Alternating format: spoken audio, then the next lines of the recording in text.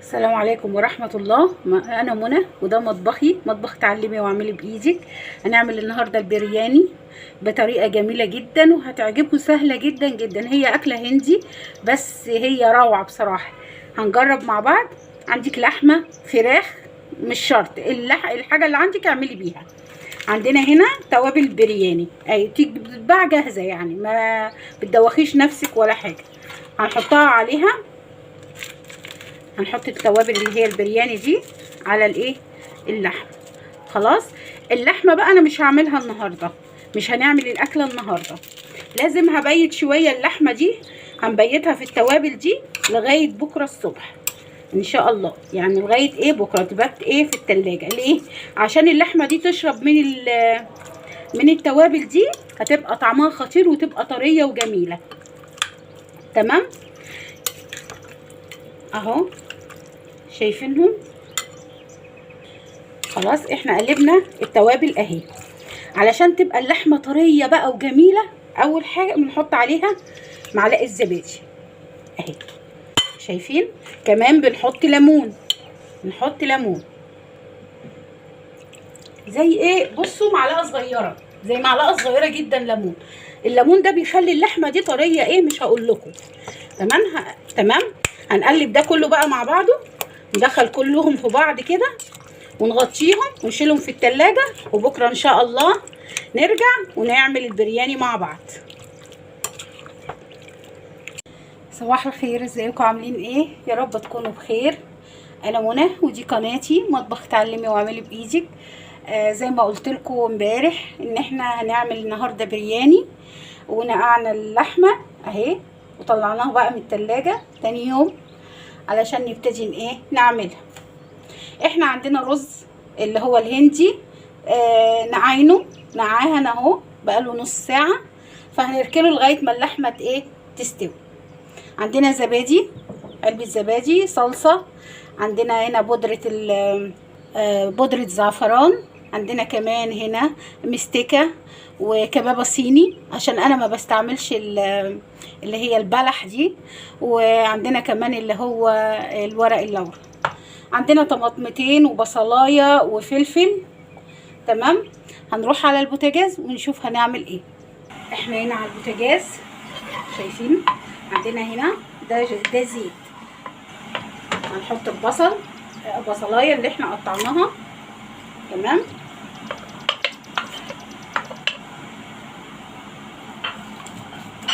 وهنحط المنكهات اللي انا قلت لكم عليها.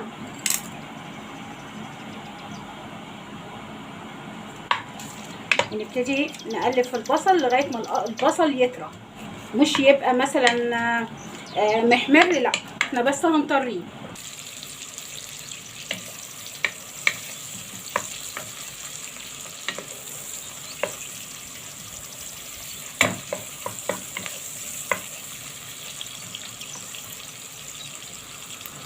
عندنا شويه فلفل، يعني مش صغيرين، فلفل حامي. انتوا عارفين الاكل الهندي بيبقى اكل حامي جدا يعني، احنا ما بنعملوش حامي قوي يعني علشان احنا لا، ما يبقاش حامي قوي، لكن حامي نحبه سبايسي يعني. تمام كده. عندنا البصل اهو طري. عندنا معلقه جنزبيل عليها توم اللي انا كنت فرماهم قبل كده معاكم، وهبقى اسيب لكم الرابط تحت. اول ما ريحه الجنزبيل والثوم تطلع نبتدي نحط اللحمه. طبعا اللحمه انا قلت لكم احنا مبهرينها من امبارح، يعني مش هنحط لها بهارات ولا اي حاجه. الملح لما تستوي، يعني ما تقرب تستوي، يعني خليها سوا حوالي 80%، يعني بتتقطع بس لسه جامده، يعني عايزه شويه. تمام. هنا ريحه الجنزبيل والثوم طلعت، هنبتدي ننزل اللحمه اللي عندك، لحمه بلدي، لحمه كندوز، لحمه ضاني، اللي يعجبك، اللي موجوده عندك. تمام. انا هستكفي دول بس تتشوح شويه هنبتدي نحط لها شويه ميه صغيرين وبعدين نعمل الخلطه اللي هتستوي ايه فيها، بس تستوي شويه.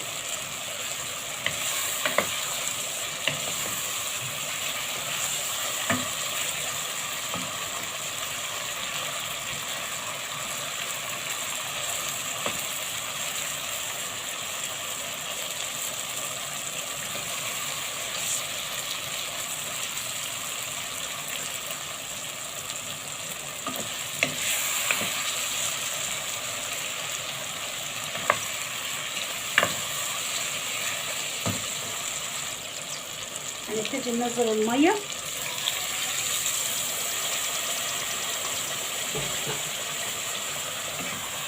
تمام، ونغطيها ونعمل بقى الخلطه اللي احنا هنسوي فيها اللحمه ونكمل مع بعض.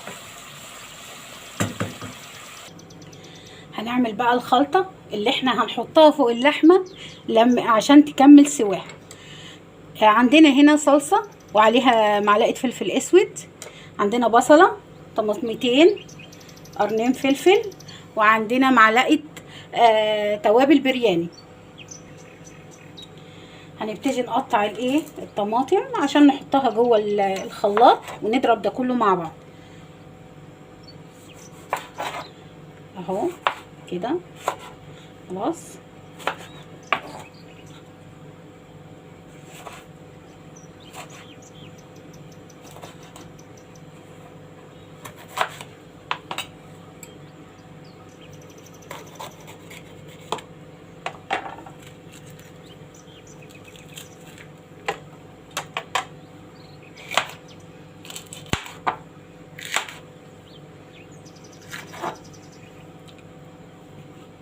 والبصله اهي. الملح برضو مش هنحط ملح دلوقتي، خلاص. طيب. عندنا هنا الخلاط اهو، هنحط فيه كل المكونات بتاعتنا. ادي الصلصه والفلفل الاسود، هنحط بس في الطبق شويه ميه علشان الخلاط يشتغل. ادي شويه الميه، وادي الطماطم، الفلفل والبصل، علبة الزبادي،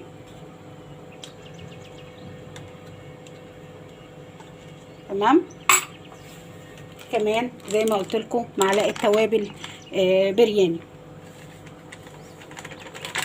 على فكره بتدي طعم خطير مش هقول لكم يعني، تمام. هنبتدي نضربهم مع بعض.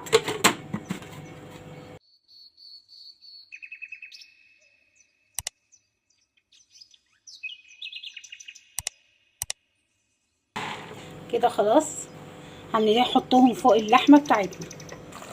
دي اللحمه بتاعتنا شايفينها بتغلي، هنحط عليها الخلطه اللي احنا عملناها دي كلها ونقلبها ونوطي بقى.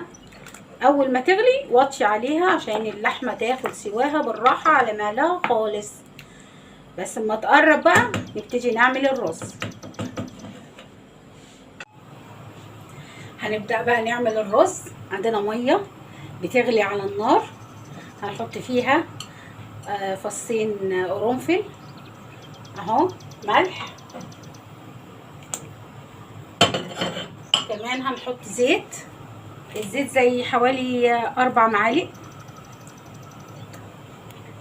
خلاص هنبتدي بقى نقلبه. الرز ده هينسلق بس زي نص سلقه، يعني حوالي 10 دقايق، وبعد كده هنصفي الميه ونقوم نكمل بقيه الطبق بتاعنا.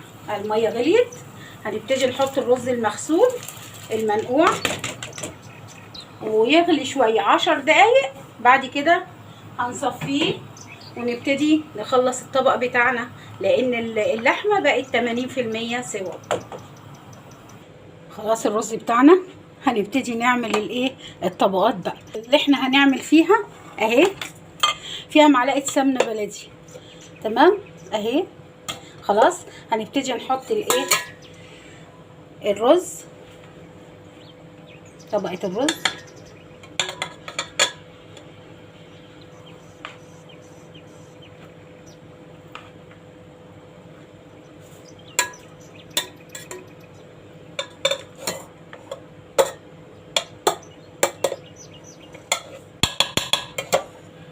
تمام. هنبتدي نحط بقى اللحمه.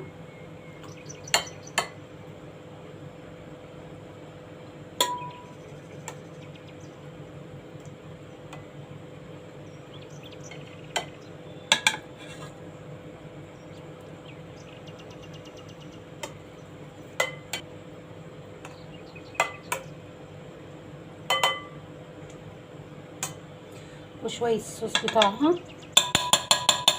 تمام. هنبتدي بقى ايه، نشيل المسمار ده والمسمار التاني اهو. هنبتدي نحط الرز، باقي الرز.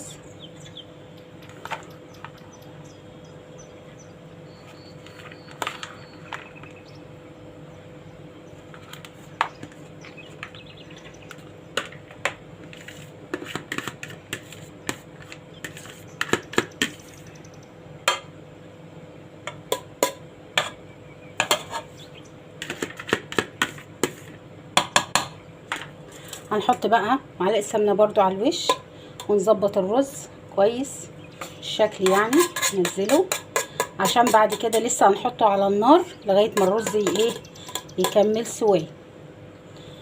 تمام اهو.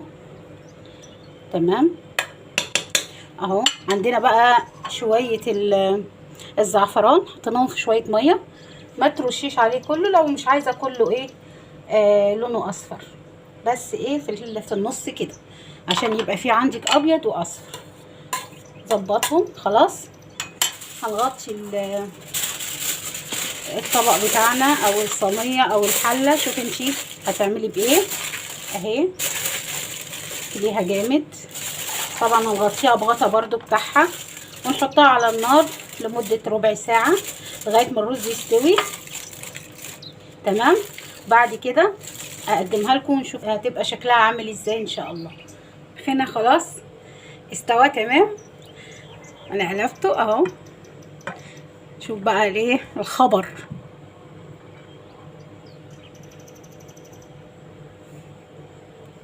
ايه رايكم؟ هنا عندنا بقى، انا كنت سايبه حته اللحمه للوش كده عشان التقديم اهو. وعندنا الصوص، مش هقول لكم والله العظيم على ريحتها وعلى جمالها. جربوها ان شاء الله، لازم تجربوها.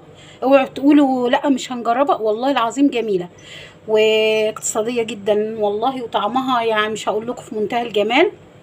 هنجربها مع بعضينا. تيجي بقى تزوقيها كده باي حاجه عندك. انا عندي ما بيحبوش البصل المحمر ده على الوش، فانا بحط لهم الخضار. هم بيحبوا الخضار ده، جزر فلفل طماطم كده. البرياني خلاص خلص وقدمناه اهو. الزبيب ده انا كنت خدت شويه زبيب حطيتهم في شويه ميه سخنين شويه، وبعدين بترشيهم على الوش. ده لو اللي عندك بيحبوا الزبيب يعني على الايه، على البرياني. لو ما بتحبوش خلاص. انا ما بحبوش على فكره، بس هو علشان الايه التصوير، وبعد كده انا هبقى اشيله. ايه رايكم؟ اهو جربوه بطريقتي هيعجبكم جدا جدا جدا جدا والله، والريحه جميله جدا. تمام. لو اول مره تخش قناتي اعملوا لي سبسكرايب وفعلوا الجرس واعملوا شير. اهلا وسهلا بيكم وشكرا على المشاهده. مع الف سلامه.